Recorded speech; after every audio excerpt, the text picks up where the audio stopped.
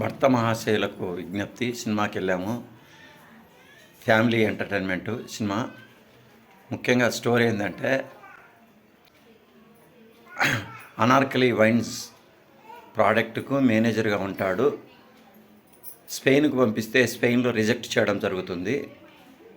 అందుకని ఎందుకు రిజెక్ట్ చేశారని స్పెయిన్కి వెళ్తాడు. స్పెయిన్కి వెళ్ళినప్పుడు అక్కడ మానస్ అనే అమ్మాయి హీరోయిన్ పరిచయం కావడం జరుగుతుంది. ఆ అమ్మాయితో శారీరక సంబంధం కలిగి పెట్టుకోవడం జరుగుతుంది. ఆ విధంగా లవర్స్ కావడం జరుగుతుంది రవితేజ అండ్ అసికా రంగనాథ్. బాగుంటుంది హీరోయిన్, బాగా చూడండి. ఎక్సలెంట్గా డ్రెస్ మెయింటెనెన్స్ భలే చేస్తుంది.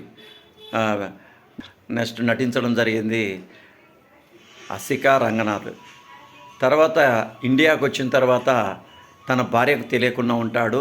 అక్కడేమో హీరోయిన్కు మానసకు పెళ్ళి అయినట్టు చెప్పకుండా శారీరక సంబంధం పెట్టుకోవడం జరుగుతుంది.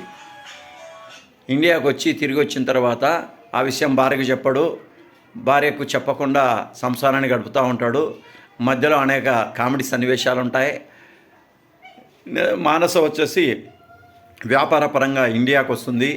ఇండియాకు వచ్చి వెంటనే ఇమీడియట్గా రవితేజను లాడ్జీకి రమ్మని పిలవడం జరుగుతుంది. రవితేజ భార్యకు తెలియకుండా మళ్ళీ మానసతో కలిసిమెలిసి ఉండడం జరుగుతుంది. అక్కడ భార్యకు ప్రియురాలకు మధ్య చాలా ఇబ్బంది పడే సన్నివేశాలు బాగున్నాయి, ఆసక్తికరంగా ఉండడం జరుగుతుంది. అందులో మెయిన్ ఇక్కడ లాస్ట్కు ఇద్దరికి తెలియకుండా నటిస్తూ ఉంటాడు. తర్వాత ఇద్దరికి మంచిగా నచ్చచెప్పి చేయడం జరుగుతుంది. That is simple story of the భర్త మహాశయులకు విజ్ఞప్తి.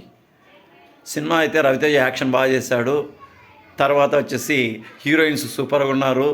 ముఖ్యంగా భార్య రోలు బాలామణిగా వేసింది ఎవరంటే